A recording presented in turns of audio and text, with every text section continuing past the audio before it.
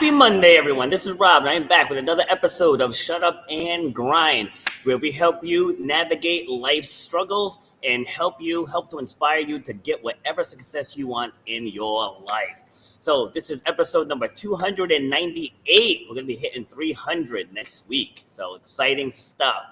And again, if you're brand new to the show, like I said, we're all about overcoming obstacles and defying the odds. So everybody has a story to tell. Everybody at some point has been through something. So I bring guests on from all over the world, from 6 different continents. And at some point, I'm going to find somebody in Antarctica, and we're going to get all set, right? It's going to happen. So we have an audience in about almost 60 countries now.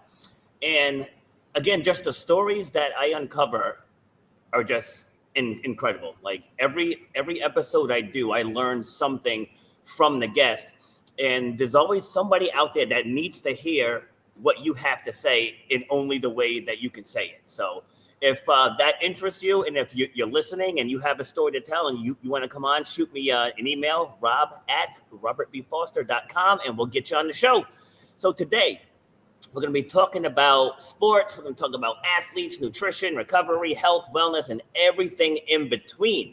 And helping me have this discussion is Lexi. And I didn't ask you how to pronounce your last name. I can't tell you how many episodes that started like that, where I forget to ask the last name pronunciation. So, no, welcome. That's okay. Don't worry. All right. So you said you're down in Jersey? Yes, northern New Jersey. Okay. How northern? So around like Westfield area, just north of 78. Oh, okay. Yeah. I do a Spartan race out in Vernon. Pretty much every year. Yeah, we got one coming up end of April last weekend. Oh, awesome. Very cool. All right. So what got you into sports and fitness? Yeah, so I've been a dietitian for going on like 13 years now. Initially, I got interested in the field because I was a high school athlete. I started growing an interest in running. And, I just kind of started to realize that the nutrition information that I was looking into to be healthier, to boost my running performance, just wasn't the most appropriate for me as a teenager and someone who was interested in eating healthier. It all kind of centered around how to cut calories, how to lose weight, how to lower calories healthier. And this actually led to a little bit of a difficult relationship with food for a little bit. But this whole experience really worked in my favor because it kind of helped spark my interest in nutrition. It helped me realize how much of a gap there is when it comes to like educating around nutrition. And all of these things together really led me into the field that I am as a dietitian and also as a certified sports dietitian, which I've been for about 7 years now. All right. So take me through that bad relationship with food. What kind of things were you doing? Yeah, definitely. So, I think, like I said, like a lot of the nutrition information that I was finding from either the media at the time or those around me was more focused on like lower calorie and how really focused on like the quality of the nutrition as a whole. So, like superfoods and protein and decreasing, this was probably in the late 90s. So like decreasing fat, things like that. Right. And so this kind of quickly led to just like under fueling my body, a little bit of weight loss, also feeling like I needed to exercise routinely, religiously, more than it was probably helpful for me, especially in relation to my under fueling. And then too, kind of once I realized what was going on, it was like, oh, wait, maybe I'm not doing something that's actually helping my body and helping my running performance like I was hoping it would.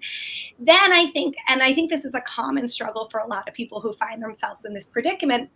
Then I realized how much anxiety and stress provoking food and not exercising had become for me. And you can easily kind of find yourself in this hole of like, wait, how did I even get here? But also too, like, this is not so easy to get myself out of either. And so kind of like relearning how to fuel my body, relearning how to eat normally and eat appropriately for my goals as an athlete, and kind of coming back from it from there. So how did you get yourself out of it?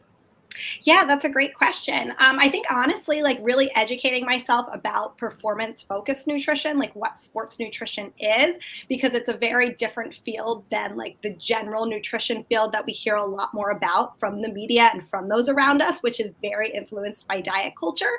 So I think making sure I was looking for the right nutrition sources and getting the right information that was appropriate for my goals, also for being like a teenage athlete who had higher energy needs and higher calorie needs that I needed to meet on a daily basis, first and foremost. In conjunction with that, too, because of the discomfort around food and like the discomfort around kind of the mentality and the perfectionism that I was kind of dealing with around food and exercise, therapy honestly was hugely helpful too, to kind of help break some of that black and white thinking that I was having, help kind of me relearn like that it's okay if I gain the weight back that I needed to gain to be healthy, like, and kind of break through some of these barriers that I was running into. Those I think are two of the most helpful things, but I also think just over time learning to trust my body again, learning to trust that, all right, if I'm craving cookies, that's perfectly okay. There's nothing wrong with that. All foods kind of can fit into a healthy diet because it's not just about physical health, it's about mental health, social health, and all of these other aspects of our health as well. And so I think that was kind of a longer term learning process, but it definitely helped me get me through. All right, so you mentioned the media. So I have a question for you. Being a dietitian, what are your thoughts on supplements and Yeah. in the supplement explosion that's going on right now? Yeah, it's a great question. I think, I have a lot of thoughts on supplements. So I think number one is, I think a lot of us tend to want like a quick fix, tend to want something like that's new and that's trendy and that's maybe has a lot of potential to it. So I think sometimes we jump to supplements a little too quickly, right? When the answer might be super simple and more focused on like a food first approach through our diet. So that's number one, right? Like I think in our day and age, we tend to jump to supplements a little too quick. I think also number two, like supplements aren't super reliable. There's not that much regulation around supplements and what the manufacturers have to put in and how they have to label it and how it needs to be communicated to the general public. So I think it's kind of like we always want to go into any supplements that we're buying or that we're looking for with kind of like a little bit of skepticism to it and making sure that we're buying the best product from the most reputable company possible. One way we can do this is from like third-party testing, which I'm sure you're aware of. I always recommend it to like any NCAA athletes that I'm working with. We want to make sure that they have like NSF certified or informed for sport. Yeah, To make sure it's 30, exactly. To make sure it's third party tested and they're at least, this to me shows that the company cares to kind of go that extra step to make sure it's putting on the market what it needs to put on the market, but it's also showing that it's going through a little bit additional testing, clarification of what they're putting in their product. So it's almost being screened in a way. So I think those are two of like my biggest parts for supplements. Of course, too, we can get into so much related to like social media and the marketing of supplements and how that's not always being done by like health professionals or people who really understand the research. So that's another piece to the puzzle too right now. Yeah, because there were a couple big deals with GNC. This is maybe about 10 years ago, maybe somewhere around there. Herbalife had an issue with what was in the canister not matching the label. So they had like it was a big lawsuit. I used to sell for them too. I actually got a $1,000 check from that lawsuit. Oh, wow. And then I think Advocare had some issues as well. So and Advocare uses informed choice, and somehow they still had something slipped through the pipeline. Exactly. And I think that's just proof that like nothing, like you still need to do your due diligence and still need to kind of ask yourself, do I really need this first and foremost? Or is this really research backed first and foremost? Because any supplement, even if it's third party tested, is still a little risky because again, there's so many aspects to the process that can kind of get interrupted. So I think that's a great point in terms of why it's even more important to kind of do your due diligence. Yeah, because the people in charge, they just want the money, right? They found, if we market it this way, people will buy it. you know. Exactly. So And to your point, whether it's research backed or not, right? So like there's so many great supplements out there that have a lot of research to them, but there's also a lot of supplements out there that don't have a lot of research to them. But to your point, they just want to get it on the market to make money. And that's the most important thing. Like that's the bottom line. So like how can we do that research instead? exactly, so true. All right, so what were you doing for your career before you became a dietitian? Yeah, definitely. So I've been a dietitian ever since I graduated college, did my internship to become a dietitian. I'm in private practice now, but before going into private practice, I worked on a lot of different college campuses, Division 1 through Division 3, working with athletes and just like the college population in general, who also tends to be like very active, working on all things regarding like menu development, menu reviewing, making menus that were more specific to athletes, in addition to educating teams, educating coaches on performance-focused nutrition. Okay, so tell me a story of an athlete that you worked with that just had a big breakthrough. This is a good question. Um, Haven't you noticed by now? All I ask is good questions. that's a really good question. I'm trying to think of like a big breakthrough. Um, I would say like this is because I work with a lot of athletes now in my private practice that all are kind of struggling with like either under fueling in general or a little bit of disordered eating. I would say like one of the most common breakthroughs that I see with my athletes is they come to see me because they have something that's just not working for them, whether that's their mental relationship with food or whether it's a symptom like a lot of gas and bloating, like irregular periods, something like that. I had an athlete come to see me a few years ago. They were dealing with just unbearable gas, bloating, like just kind of nonstop. Anything they ate was kind of disrupting their digestive system, uncomfortable. And of course, when this happens too, like the last thing you want to do is eat more, right? So as an athlete, can be really disruptive because what do you need to do as an athlete? You need to be constantly fueling your body, constantly replenishing those energy stores that you're burning, and constantly giving your body protein and carbohydrates and all of this stuff, just like all the humans, but athletes are kind of like at a next level. So when you have a lot of gas and bloating, this kind of inhibits that and kind of gets in the way of like really being able to trust your body, really be able to fully understand your hunger or fullness cues, but also really being able to stay at the top of that fueling. And so this athlete was really struggling with that. They had already tried like cutting out gluten, cutting out dairy. They had done some GI tests through their gastroenterologist. Nothing was coming up wrong. The gluten and dairy, maybe it helped a little bit, but really it wasn't actually that helpful. And when we sat down and really did a full review of their diet, it actually came to be that honestly, it wasn't necessarily something really disruptive or something wrong with their digestive tract, but they just weren't fueling enough for how much they were training on a daily basis. And I don't know if you've heard about this, but this is actually digestive issues like gas and bloating can actually be a symptom of relative energy deficiency in sport, which exactly, right. So it basically just means you're just not eating enough to fuel your body. So when we actually looked at all their intake and what they were doing on a day-to-day basis, this gap was clearly there. And the interesting thing about this athlete and a lot of athletes is, there was no disordered eating going on. This athlete felt like they were eating when they wanted to. They felt like they were being flexible with their food choices. But because of just their busy schedule, because of like maybe lack of food availability and their like day-to-day with like their college classes and everything, like there just wasn't enough nutrition getting in there.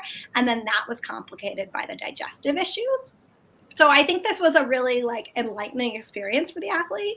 They told me because they just always felt like, well, of course I'm eating enough because like my relationships with food's healthy. I eat when I'm hungry. I like am flexible with my choices when I go out to eat or whatever it might be. Like I never even thought twice about if I was actually meeting like my baseline energy needs.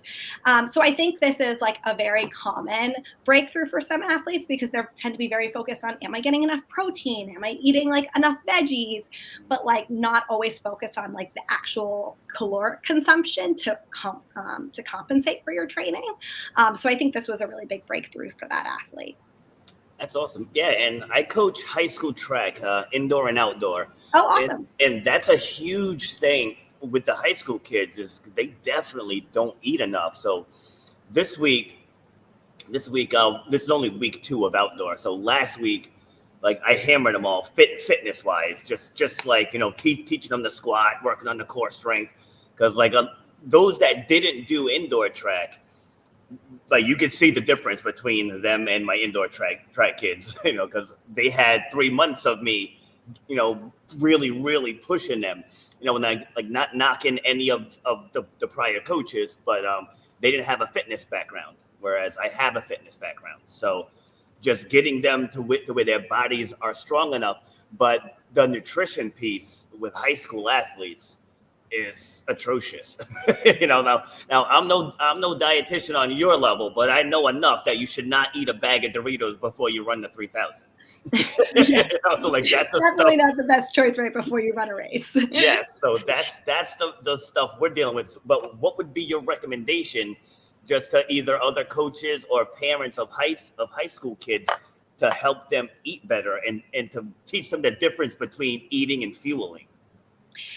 Yeah, that's a great question. I think number one is we always want to start with that foundational piece. Like, are we meeting the caloric needs to compensate for the training that we're doing? And I think that can be simple in terms of, are you eating multiple times a day? We don't want just 3 meals. Like most of my high school athletes need at least 3 meals, 2 snacks a day, especially ideally those snacks or meals sandwiched around their training period. So that's number one, right? Because even just doing that, some athletes obviously are going to have to eat more than that, just that 3 meals, 2 snacks. But even just doing that can help kind of take care of that baseline caloric intake that we want to make sure is covered before anything else. But then I also think, like, especially as athletes, making sure there's a source of carbohydrates, and especially starchy carbohydrates and protein at every meal that's happening. You won't believe the amount of athletes that I see that are having like a chicken breast and vegetables when they get home from practice, which that's a great meal for like a 60-year-old man who works a desk job, right?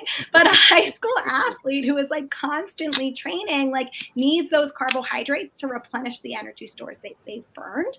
Yes. So I think, again, just having these like strong foundational pieces related to calories and related to macronutrients, and of course not forgetting about like the importance of fat and everything. We want that at every meal too. But those carbohydrates and protein are really essential from a performance standpoint. Yes. And then too, like, allowing for that flexibility with food, but not around training, right? Like those higher fat foods, they can cause some digestive issues, but they can also like not be advantageous. Whereas having something that's like high carb right before you go into practice is going to be able to top off those energy stores, going to be a quickly available energy source for your body to utilize in practice. And it's going to help you feel stronger, faster, quicker while you're practicing, which is only going to give you better results when you actually go to competition. So those are just a little couple pieces of information. I know that was a lot, but those are like my 3 big bullet points, I would say. Okay, perfect. So speaking of carbohydrates, what do you recommend as the better ones for athletes? Yeah, great question. So of course, like, fruits are great carbohydrate sources. Dairy has carbohydrate in it as well, which can be beneficial because it can be a great source of calcium, vitamin D, and protein too. Things like whole grains are obviously awesome because they're going to be more nutrient dense with like more fiber, more iron, different things like that. And then also like beans and legumes are huge too because again they have that protein fiber component. So this is all really important and like usually my go-to protein or go-to carbohydrate recommendations. But I do think it's again important to be flexible as well, right? We want those carbohydrate sources to be where we're getting carbohydrates from the majority of the time. But number one, we want to keep these 2 things in mind. If we're in a situation where those options aren't available to us, we still want to have carbohydrates, right?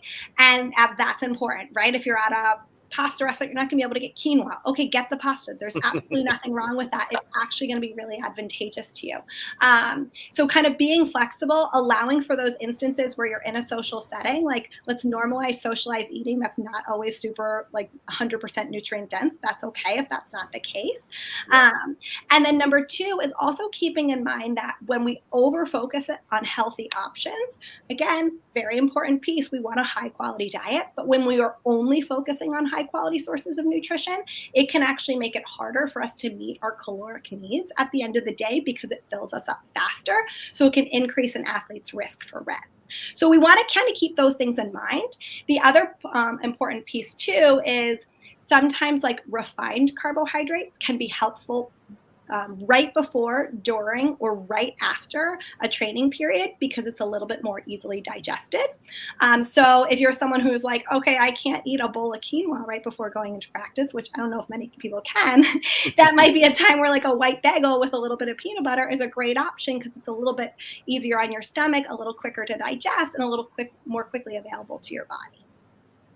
Awesome. What's your opinion on fasted cardio? Yes. So that is a great question. I typically am not a big proponent of it. Of course, there is some research that can show that it can be beneficial in some ways. But I'm always of the mindset that when you're topping off those energy stores before going into a workout, maybe not right before, maybe just a few hours before, you're going to be able to work out for longer, faster, and feel stronger during that whole workout, which no matter the results you could get from fasted, if you're having a better workout, you're probably going to get better results from that. So that's number one. The other thing is I work with a lot of female athletes. I would say 80 to 90% of my clients are female athletes. And there's a lot of research that those fasted periods of time aren't helpful from a female athlete health perspective in terms of like hormones and hormone regulation and reproductive hormones and cortisol. And so I just find that like, yes, maybe there could be benefits to it, but I don't think it outweighs the other potential risks or downsides to it. So I always suggest my athletes kind of have a decent meal or snack within the hours leading up to their training period or their competition. So along those lines, like my earliest class is 5:30 in the morning.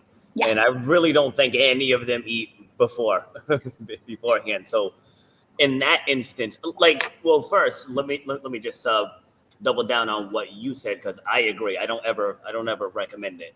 I mean, there are days where like I won't have my first meal until like noon, just because I teach back to back. But I'm not working out. I'm just instructing, so I'm not losing of calories, and like my weight doesn't budge. So, for me, that works every now and then. But just for those people that get up super early, because like they would have to get up at like 4 a.m. to eat, so it's through their system enough so it doesn't come back up during the workout. So what's your suggestion there? Yeah, that's a great question. I think with all sports nutrition recommendations, one thing we always want to keep into account is we all know our bodies best, right? I could sit here and say like the most optimal sports nutrition recommendation or tip ever out there, research backed, whatever, right? But if it doesn't work for you, then we want to kind of we don't want to second guess that, but we want to take that into account, right? Because tolerance is going to be hugely key from when it comes to a performance nutrition perspective. Because like you said, if you're getting into your workout class and you're literally not able to keep breakfast down, it's clearly not working for you, right? And it's not going to work for your performance. So we definitely want to take that into account. But the other suggestion I would have is like, it doesn't have to be a full meal. Anything that gives your body an easy energy source to pull from during that class is still going to be beneficial and effective, and it's going to decrease your risk of breaking down muscle for energy in those moments. Again, it might not fully negate it, but it can certainly decrease it. So like certain things I suggest to start off with if someone thinks they can tolerate this is like starting off with a banana, a handful of dried cereal, one of those like Nature's Bakery bars if you've ever had them, or like the package of both of them is fine. Like these are easily absorbable carbohydrates that are quickly digested that you could have running out the door 20 minutes before your class, as long as you tolerate it. If any of those things, a few other things would be like pretzels, like a slice of toast with peanut butter. Those would all be like simple things you could have running out the door. If none of those things work, you could always just try a sports drink that has a little bit of carbohydrates, because especially sports drinks are engineered to be easily digested and quickly absorbable. They are like specifically made for that. So that could be another option that could be more easily tolerated, that you still get this like little oomph in your energy, and it gives you that benefit, but you're not like fully overwhelming your stomach to the point that it's it's not working for you. Okay. So along those lines, what are your thoughts on pre-workout? Yeah, so like a pre-workout supplement or a pre-workout snack? Supplement. Yeah. Sorry. So no, that's a great question. That's kind of what I figured, but I just wanted to clarify before I answer. So yeah, pre-workouts are interesting, right? I find that typically they have a little bit of nutrients that may be beneficial. If you have one with like with carbohydrates and protein in it, that could potentially be beneficial. But can you just get that from a snack? It's going to be a safer option. It's going to be more tailored to you. It's probably going to be a cheaper option too. In terms of most pre-workouts, otherwise, especially most of them are fortified to kind of boost the energy as you're working out. So it's a lot of typically caffeine, maybe some other like proprietary blends or something that has other vitamins and nutrients or other things in it that are claiming to boost your energy stores or boost your energy. So my suggestion is, why not just have a snack and a cup of coffee, right? Like, are you really getting that much more benefit from the pre-workout that we aren't even sure if it's research backed? We're not even positive what's in it. And is it being third party tested? Or if it is it even reliably safe and the best choice for you? So I think a lot of times you can get the same benefit that you're looking for from a pre-workout in a well-balanced snack that has a good amount of, that has some carbohydrates, maybe a little bit of protein, and a more natural source of caffeine like tea or coffee. I don't know about your perspective on them, but that's kind of where I fall. I'll answer it this way. Someone asked me what I recommend for pre-workout. I said, wake up and turn on beast mode. Yeah. That's it. Turn on beast mode. You don't need anything else. Because I personally think, in the supplement world, that this will be a hot take. I think it's all placebo. Yeah. Because I've tried different ones over the year, just because people will say, oh, I take this, I feel like I can lift over a car, right? And I'm like, really? All right, let me try it and see. But I'm naturally high energy anyway. So if it did anything for me, I think it would put me over the top, right? So doesn't make any sense. Like, I've tried Spark from Advocare, and you can just go right down the list, like the Monster Energy drinks, the Red Bulls, the this, the that, and I didn't get a thing from any of them. So like, I personally think it's placebo, and like I said, that's my opinion. So before, no, I'm with you on that. Yeah. Absolutely. All right, so let's go back to you. So talk about the transition from when you were working on the campuses to transitioning into your own practice.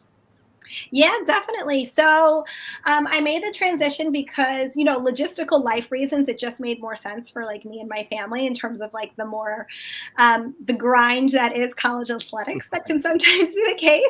And I also had a long commute. So as much as I love the job, the commute just didn't make sense with a young family.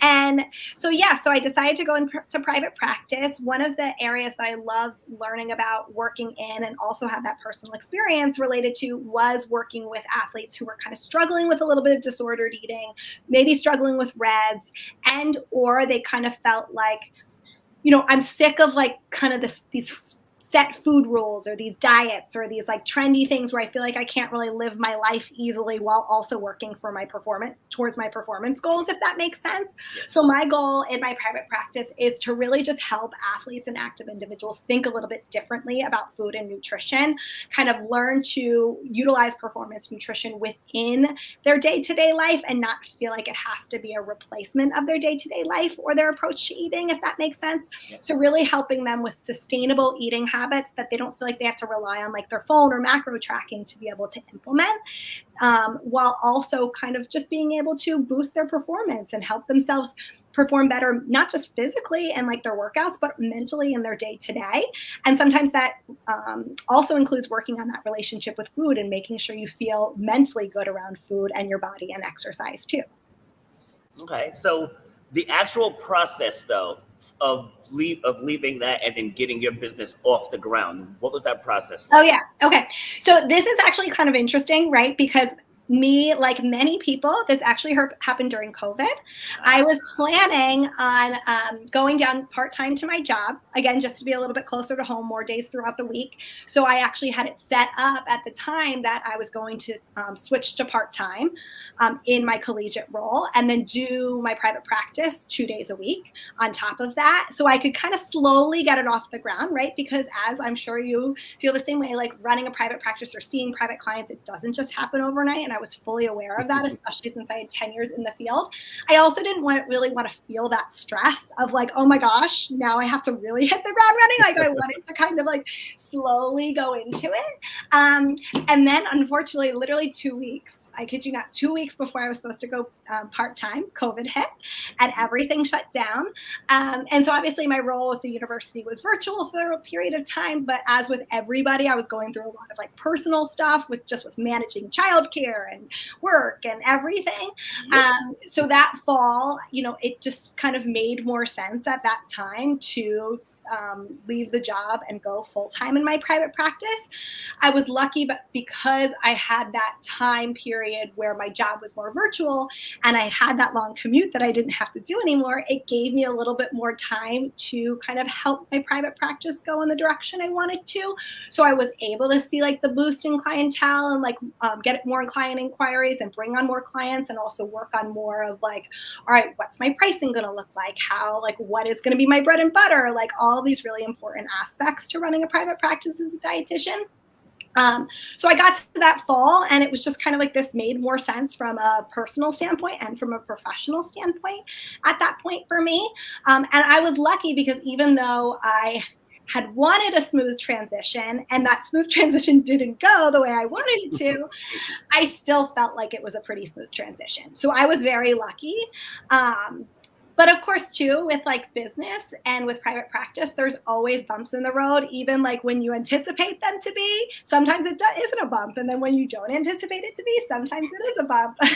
So kind of always just going with the ebb and flow of business and like constantly strategizing different ways to like kind of make connections and talk to clients and have different clients and everything. Yeah, see, and with high school athletes, it's that same, like you just described. I thought it was going to go one way and it ended up going another way. Like I tell these athletes, like, you're not going to PR every meet. It's like you have to understand you're going to have one meet where in the high jump you might jump 6 feet 4 inches. The next meet you might do 5'10". Like it happens. It's like you might break the school record in the 110 hurdles one week, and the next meet you might not make the final.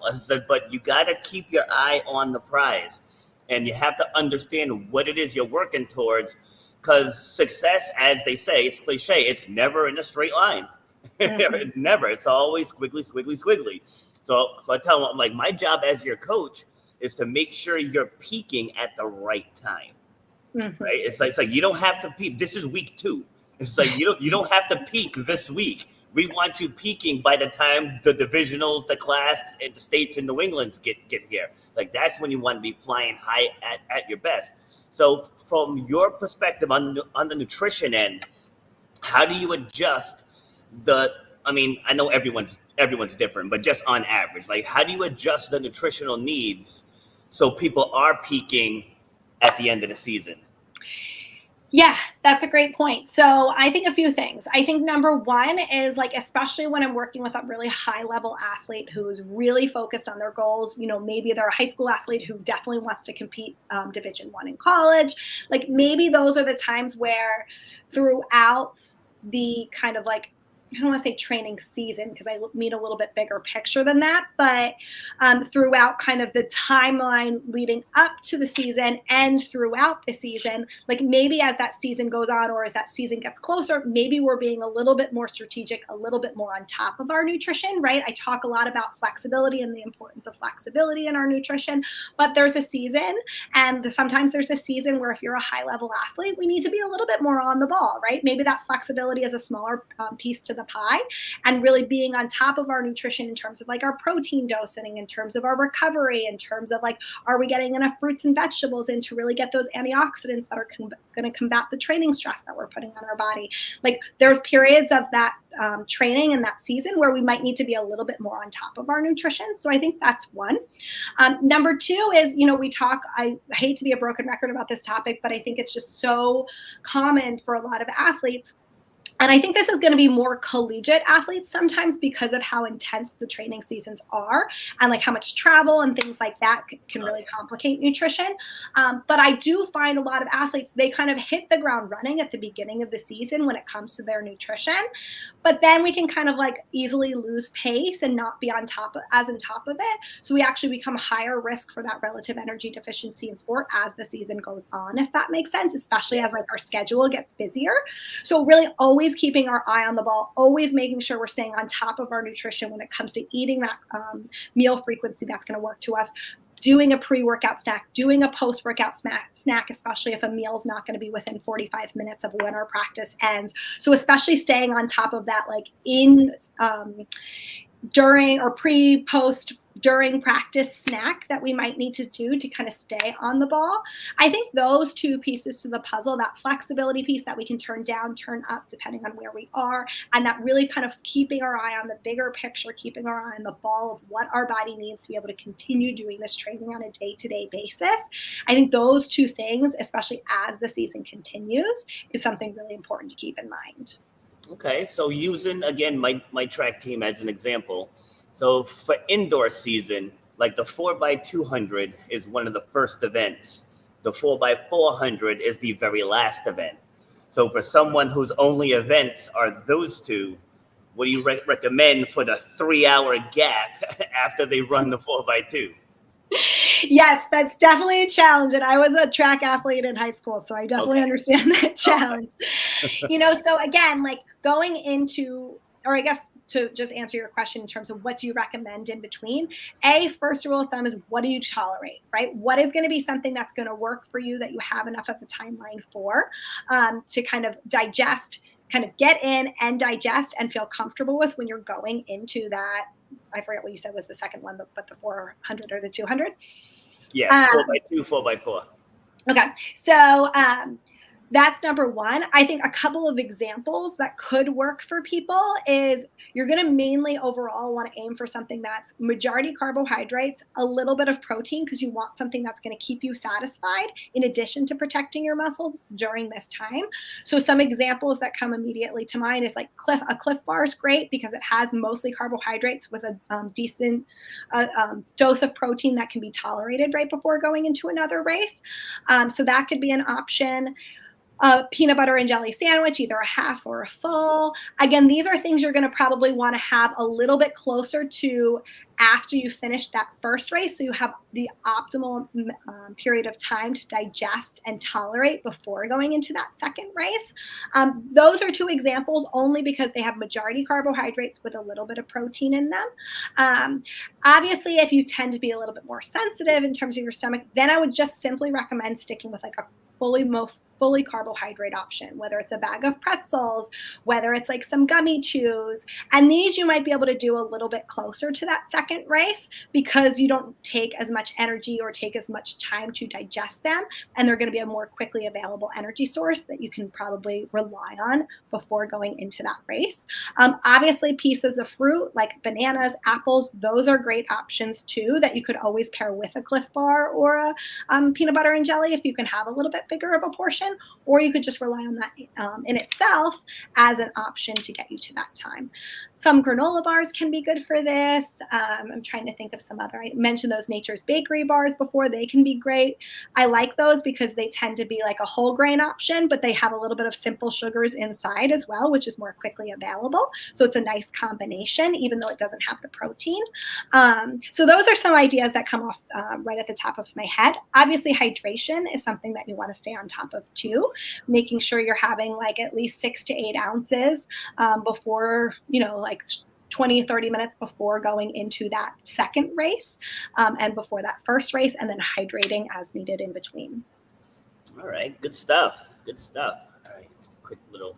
Yeah, don't worry. All right. So, have you worked with any obstacle course racers? Actually, I don't think I have, which is kind of surprising because in collegiate athletics, I worked with like literally every sport you could name, but I have not specifically worked with obstacle racers. So that's a Wow, good question. that, But I that can handle the nutrition of it because I'm pretty well versed in terms of what they need. nice. Yeah, that's why I was asking, because that's a big market. It's like That really is. I do a lot of obstacle races with my gym members, and some of the fueling habits are not good. I mean, it's like I have my crew on a pretty solid regimen, I believe, and then of course we tweak it for each individual person. But what my go-to is on the longer races, believe it or not, is I make candied sweet potatoes. Oh, nice. And it just works. It's like I Yeah. get about halfway through the race, I'll pop like 5 or 6 of them, and I'm good the rest of the way. Like I don't need anything else. Like it just works like a charm. Yeah, and that makes perfect sense, right? Because you kind of have that a little bit more of that complex carbohydrate, which is a little bit more health focused. Maybe it'll have a little bit of fiber, but then when you make it like the candied component of it, where you're adding a little bit of like natural sweetener to it, it's going to be that perfect combination of something that takes a little bit of time to digest and something that's more quickly digestible. So it makes sense it would last with you the whole race. Yeah, good stuff. I might have to get that recipe. Yeah, it's really easy. Honestly, it's just butter, cinnamon, brown sugar. Oh, nice. Yeah, I boil the sweet potatoes first to get them soft, and then I harden them with the brown sugar mixture. Oh, interesting. That's what I was going to ask is how do you like make it practical for while you're like in the race? So you harden them? Yeah, I cut them up into little cubes, so they're easy to eat. Oh, cool. Yeah, Very cool. then we just keep them in our packs and Ziploc bags, and there you go. Awesome. Very cool. Awesome. All right, so let's talk more about your business, and you know what? I'll put the website back up here. How people can find you if people are interested, and just share what you do, who you work with, who's your ideal member, client, whatever you want to call them. Yeah, definitely. So I would say I work with a wide variety of individuals, probably anywhere from high school students to active people up through like almost their early 60s. Honestly, most of my clients, I would say majority of my clients, like I said before, are women, are active women in some capacity, whether they're a high school athlete, college athlete, or triathlete, or marathon runner, like whatever it might be.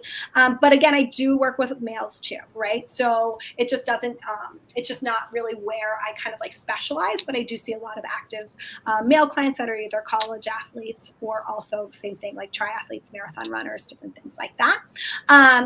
From a baseline perspective, a lot of the individuals are coming from a performance nutrition standpoint. Like I just want to make sure I'm like doing everything I need to be doing. There's no gaps in what I'm doing. So I really help them at the first and foremost piece, navigate that. And then some of my clients want to work on their relationship with food. So they end up working with me a little bit longer beyond those foundational pieces of like, okay, how do I do this without tracking macros? Or how do I do this in a way where I don't feel like I'm constantly thinking about food? Or we also talked about some of those individuals who are struggling with symptoms, whether it's related to underfueling or whether it's related to something else going on. So we do a little bit of like symptom management and make sure from a like medical nutrition therapy standpoint that we're addressing all of the concerns that's going on. So those would be like the main ways that I work with clients. The majority of clients I like working with.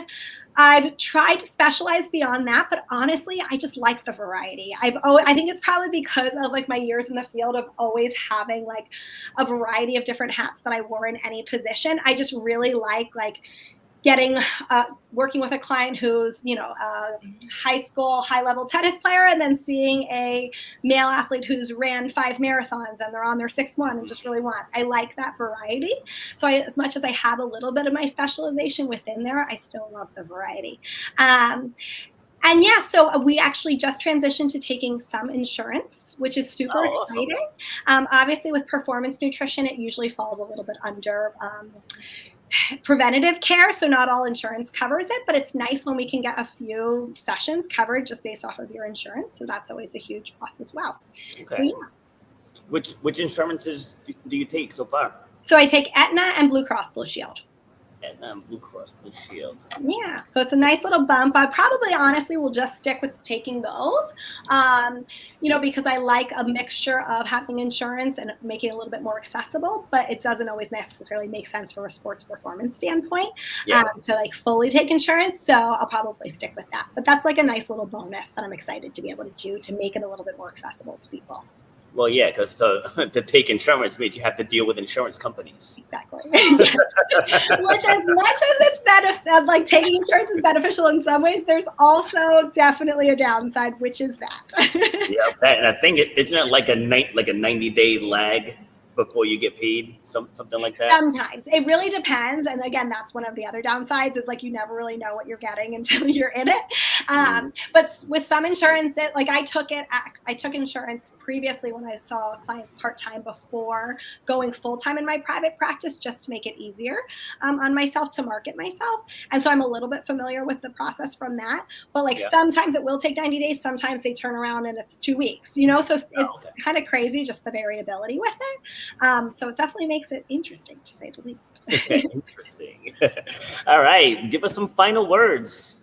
Yeah, no, I'm so excited to be on the podcast. Thank you so much for having me. And I think, with all nutrition advice, like make sure whatever you're doing is specific to you and the research is there, and just make sure that it is really being, sorry, I'm like tripping up here, but the advice that you're listening to, make sure that it is being filtered for your needs and your goals, because I think that's one of the biggest mistakes I see individuals make with their nutrition is they hear about this hot topic or this new trend and they're like, oh my gosh, I'm going to implement that, but it might not actually be the best advice for their specific needs and their specific goals. So that's kind of my last piece of advice. Love it. Thank you very much for taking the time to share your expertise. It was a great conversation, and I learned a bunch. Like I said, I'm no nutritionist or dietitian by any means. I just tell people, when you're eating crap, when you're not eating crap. Working with my adults here, it's like when you're eating a quesadilla, you in the wrong. So anyway, don't sign out yet. All right, so we're gonna do a quick outro, and then I just want to talk to you when I stop the recording. All right, here, let me stop Instagram first, because in Instagram you have to do separately. So let me stop that one. All right, because I forget, and then I sign off here, and I forget Instagram is still on. I'm over here just like talking and stuff. Luckily, I haven't said anything foolish yet, but just so let me shut Instagram off first. All right. No worries. Yeah. So so again, thank you for coming. And if you tuned in late and if you didn't catch this whole episode, make sure you go back and watch the whole thing, because she really did drop lots and lots of knowledge in this one. So again, thank you much, and I'll see you in a second. You've been listening to Shut Up and Grind. We hope you've gotten some useful and practical information from this show. Robert has over 20 years experience pouring his knowledge and expertise at many events in the service and fitness industry, as well as secondary schools and universities. He has a true passion for helping others break through the barriers that are holding them back. To book Robert B. Foster to speak or to reach out, go to robertbfoster.com. Till next time, shut up and grind.